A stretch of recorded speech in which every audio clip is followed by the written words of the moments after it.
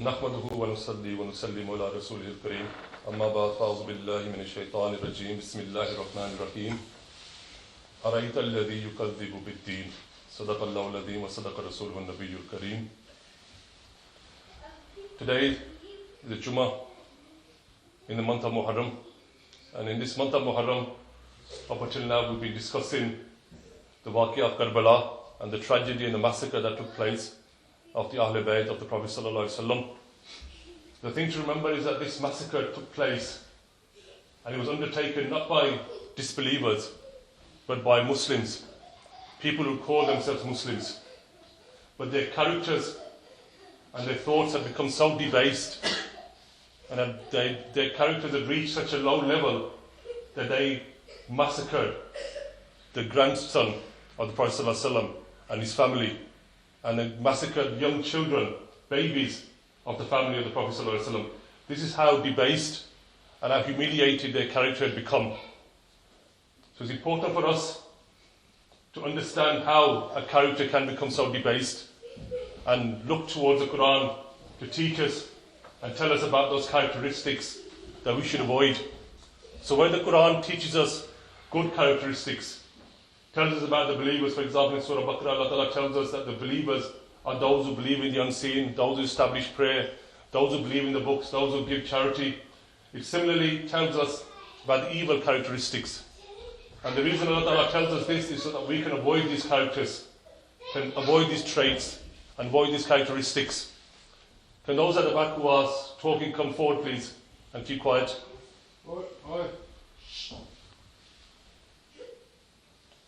In the Quran there is a small surah called Surah al Maun, and this is a surah in which Allah Ta'ala tells us about these evil characteristics that we should avoid. So this is a blessing from Allah Ta'ala that He pinpoints the characteristics that we should avoid. So all of us should look upon ourselves and reflect, and do we have any of these characteristics? We might not have all of them, but we might have some of them. We might have a little bit of them and we might be going towards them. We might not have the full extent of that character, of that trait, but we might have some of it. So it's important that we understand these characteristics so that we can look at ourselves. And that's one of the things a Muslim should do. And one of the ways that the Sabbath is that you have retrospection and you reflect upon your own character. And always check yourself. What are you doing? Every year you might think that you're praying, but your character might be getting worse and worse because you're becoming arrogant. And slowly, different things enter into your life that actually, day by day you don't notice those things, but over time you will notice that your characteristics are changing and you're actually going towards evil and going towards bad and not towards good. Allah Ta'ala says in this, أَرَأَيْتَ الَّذِي, have you seen the person? So Allah Ta'ala is asking us a question. Doesn't mean that we don't know, but it means Allah Ta'ala is pointing out, do you not see the person? So you can recognize this characteristic, recognize a particular person. Mufassirin have said this is about a particular person at the time of the Prophet ﷺ, but its general message that it could be anybody who has these characteristics. أَرَأَيْتَ الَّذِي يُكَذِّبُ, the person who rejects ad-deen, who rejects the deen. So Allah Ta'ala starts off this surah by telling us, do you know this person? Have you seen this person? Have you noticed this person who rejects the deen? Yukadhibu deen. Deen has many meanings. It means a way of life. So somebody who rejects the way of life, the way we live, the way we act. So that's why we said deen of Islam. And we said deen isn't a religion, but it's a way of life. It's a system of life. It's the way we act, the way we behave, the way we think. The other could mean deen. Another meaning of deen is jaza, reward. For example, it says in Surah Fatiha, Maliki Yawmiddin, the master of the day of judgment. So deen means the day of judgment. So it could be somebody who rejects the day of judgment. And the day of judgment is a fundamental part of our Islam. Ulama said there's three parts of our key parts of Islam, which is believing Tawheed of Allah Ta'ala, believing in the messengership of the Prophet ﷺ, and third, believing in the day of Akhirat. And the belief in the day of Akhirat is very important psychologically to us as well, because it dictates everything you do. If you believe that you will be held to account, you will then make sure that you act properly. If you don't believe there will be any account, you will do whatever you want, especially in secret when nobody's looking or when you have no fear of anybody in this world.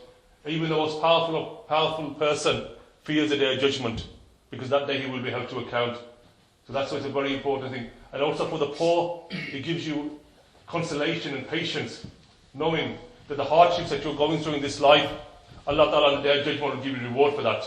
So it gives you that psychological consolation, knowing that you can get through these hard days, knowing that in the hereafter there will be reward for you and good for you. That's why it's an important part of our belief, the day of judgment. So Allah Ta'ala says, have you not seen the one who rejects the day of judgment? And then Allah Ta'ala then tells us about that person, the characteristics of that person, describes that person. فَذَلِكَ الَّذِي, then it is that one, that person, يَدُّءُ الْيَتِيمِ. Yadu'u means dafa, means to push somebody. Al-yatim, who pushes away the yatim, the orphan. So the first sign of the person who rejects the deen, the evil characteristic, is that he pushes away the orphan. When the orphan comes to him for help, because orphans need help, need support, doesn't always mean that an orphan needs financial help. They need financial help, but they also need moral support, they need physical support. For example, orphans might not be able to look after themselves, might not be able to look after their affairs, might not be able to build a house, or might not be able to do anything physical. That's why you help them out. But instead of helping these people out, the person who rejects the deen pushes them away. Doesn't just say no to them, but actually pushes them away. So actually stern with them. He's fearless and pushes them away. He's so heartless that he pushes them away. And this is a consequence of not believing in the day of judgment.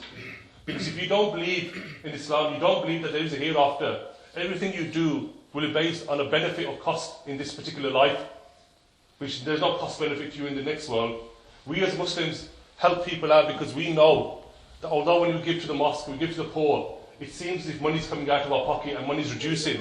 But our belief is that with Allah Ta'ala, this money is increasing. On the day of judgment, we will get a lot more than we are losing in this world. Allah Ta'ala says in the Quran, Allah Ta'ala gives them up to 10 or 700 times. You give 1 penny, Allah Ta'ala gives up to 10, up to 700 times that money. Allah Ta'ala can give actually more if He wants to. So He gives more. So that's our belief. But if you don't believe in that, then if you just believe in this world, then when you are giving to the poor, it does feel like you're wasting your time. And you'll see people who don't believe in the deen, or people who have this characteristic, they help the strong people out because they think if I help them out today, they will help me tomorrow.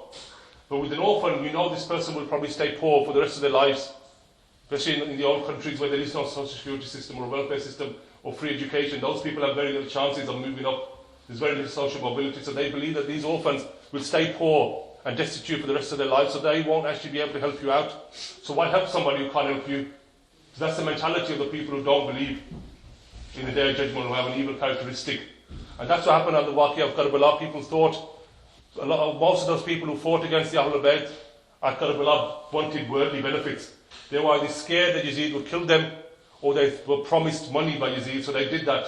They forgot about what would happen in the hereafter and the benefits and the punishment they would get. They only restricted their thoughts to this world. So as a Muslim, our thoughts aren't just to this world. Our cost-benefit analysis is in this life and in the hereafter. And we evaluate both together. And we as Muslims know that we help the poor today, Allah Ta'ala will give us a lot more on the day of judgment. The Prophet ﷺ said that the person who helps the orphan will be like this, and he put his 2 fingers together on the day of judgment. You'll be very close to the Prophet ﷺ on the day of judgment if you help the poor out. That's our belief, and that's what a Muslim should be doing, is helping out the orphans. The next verse, the next characteristic is وَلَا يَحُدُّ عَلَى طَعَامِ الْمِسْكِينِ. وَلَا يَحُدُّ. This means to encourage others as well. عَلَى طَعَامِ الْمِسْكِينِ, on feeding the poor, the miskin. And ta'am means food. So the other characteristic is that these people don't even help themselves, but they don't even encourage others to help the poor as well, or feed the poor. So not only do they not do it themselves, but these people go around telling other people that what are you doing? Why are you helping these poor people out? Don't help these poor people. What's the point of helping these poor people out? So even if you can't help out, you should not discourage other people from helping the poor out. So they give food to the poor. Ta'am al-miskin, the food of the poor. So most of the Mufassirin have translated this as It'am al-miskin, to feed the poor. But the words Allah Ta'ala uses Ta'am al-miskin, which is mudaf ilayh, which is a relationship, meaning that it's the food of the poor. So it's not that you're giving them, it's that food that you give to the poor, it actually belongs to them. And the concept in Islam is that we believe that the money you have isn't all yours. Other people have a right on your wealth. Just as people have a right, and similarly they have a right on your physical wealth, and on your material wealth, and on your physical being, on your intellect. People have a right on your wealth.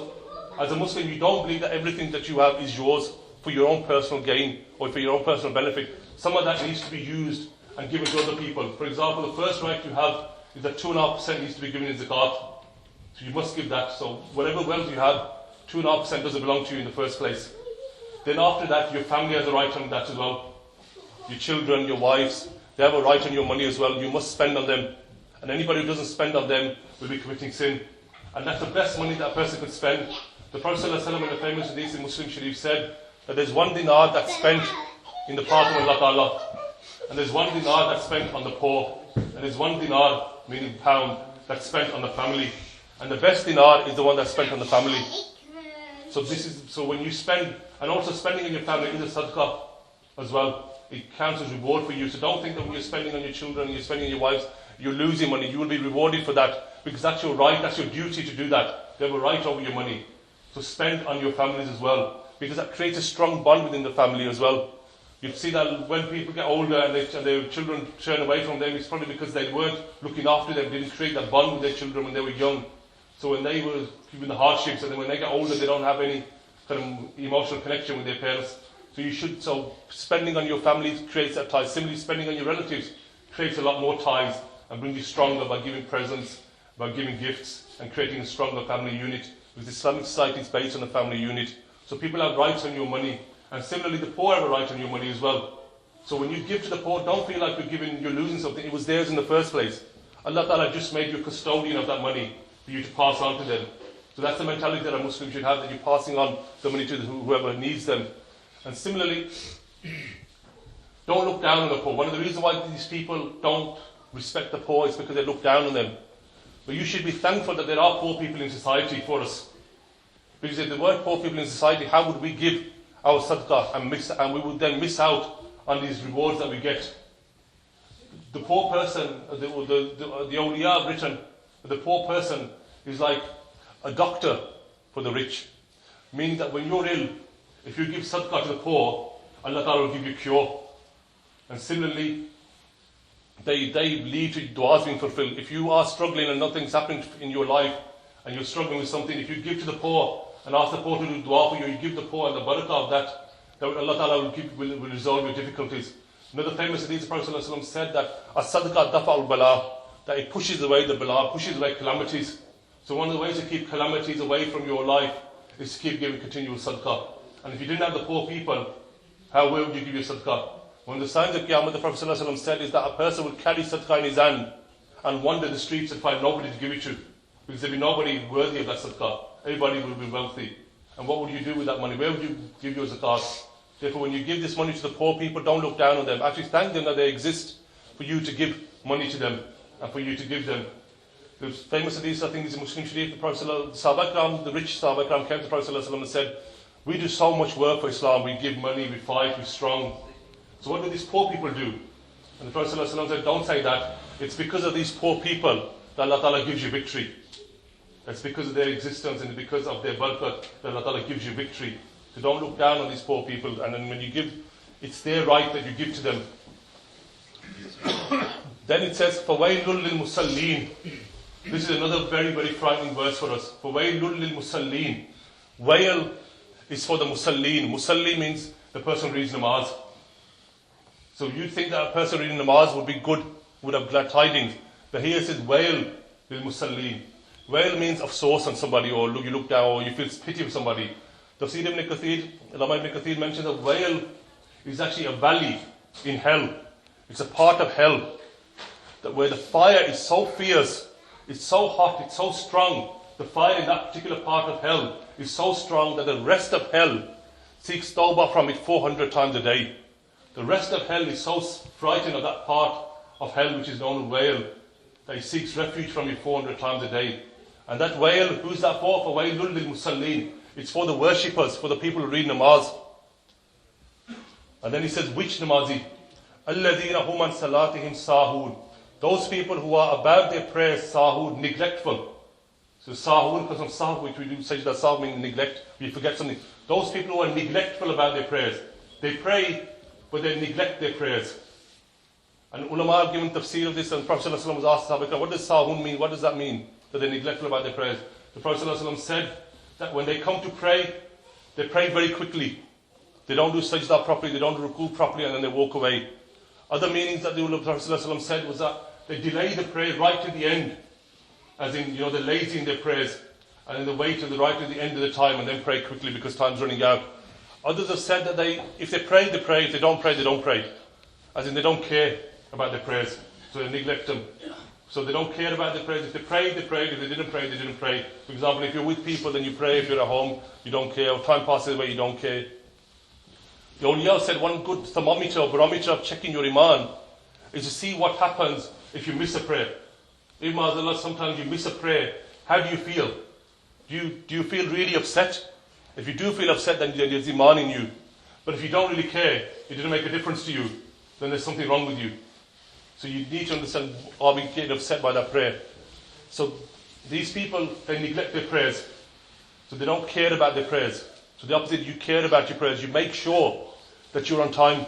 If you're going out on a journey somewhere, you make sure, especially winter, that you have provision for prayer. And they delay your journey.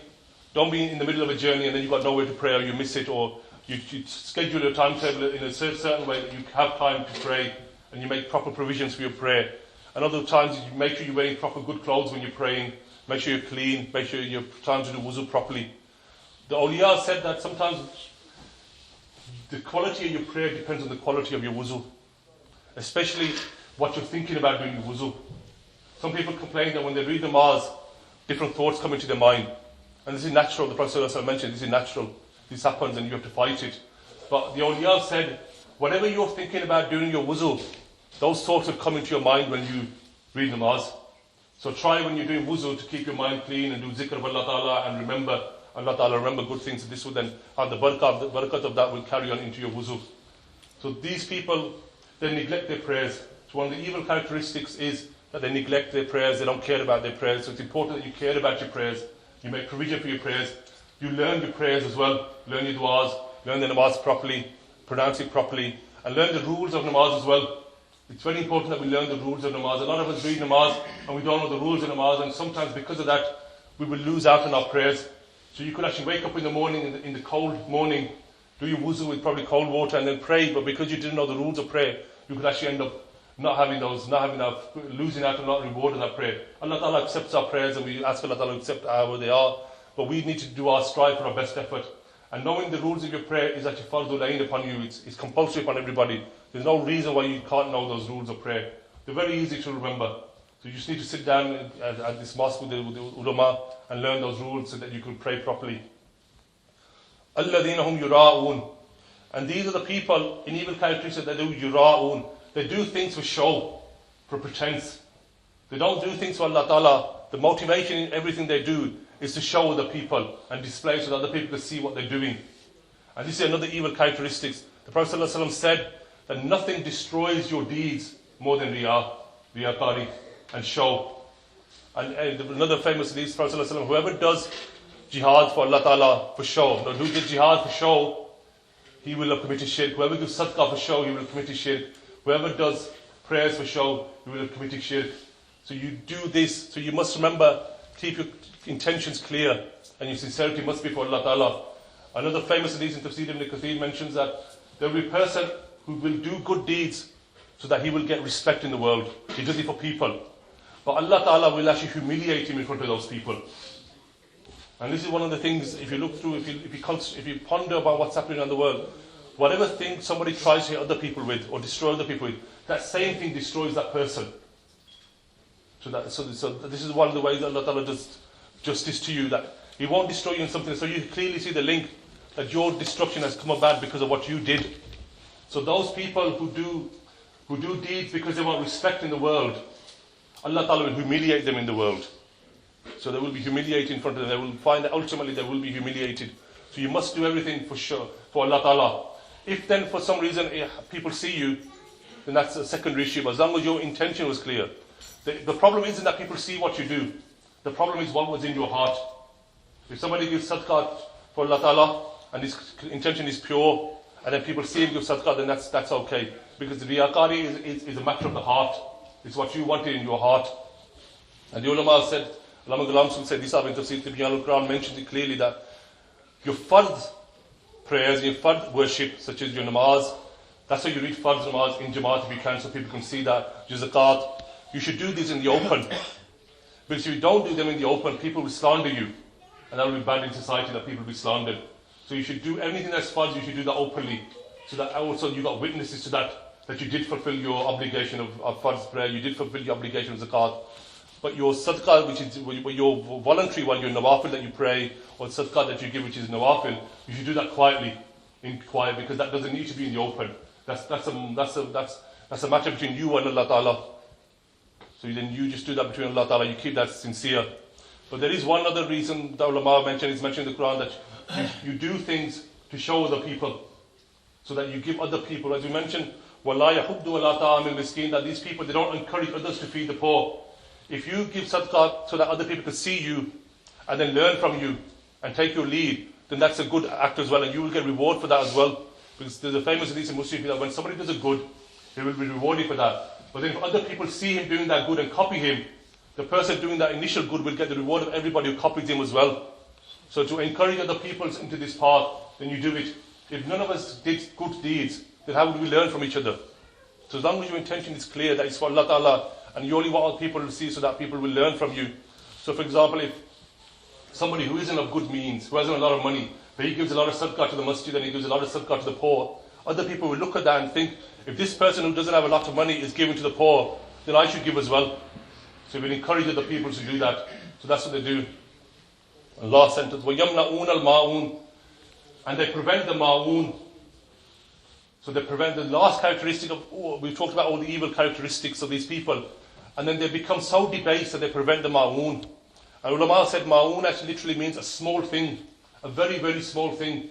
These people's characters become so debased that the evil effect of not giving to the poor, of not supporting the orphans, of not praying properly, of doing the aqari, is that you will prevent even the small things. And the ulama, the Prophet ﷺ said the small things are the small things that you lend between friends and neighbours. So the fire, water, salt. So days of very, very small, inconsequential things to you. They don't mean anything to you. But to the other person, they mean a lot. For example, if somebody next to your neighbour doesn't have any salt for their food, the whole food will be wasted. For you giving a small piece of salt to them means nothing to you. You won't lose anything. But giving to them, you will have given them a lot. Or similarly giving fire. So these are things that won't actually affect you, but will support somebody else a great deal. But your character now has become so debased. You've become so entrapped in this mentality that you won't even give the ma'oon, that you won't even give the small things. So this is how it comes back. So you can see how not praying properly, not supporting the poor, the evil effects of that permeate throughout the whole of your life and start affecting even the small thing. And you see that even these small things, you're becoming very, very miserly and you're becoming very, very small-minded on these. So may Allah Ta'ala protect us from all these evil characteristics and let us learn from this and act, let's act upon these. Praise Sultan if you haven't prayed already.